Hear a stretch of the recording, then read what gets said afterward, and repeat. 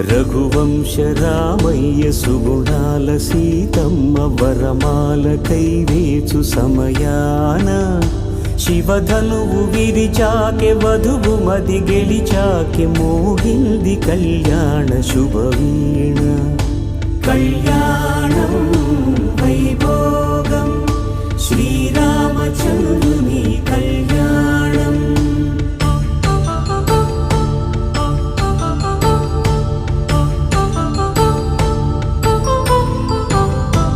అపరంజి తరుణి అందాల రమణి వినగానే కృష్ణయ్య లీలామృతం.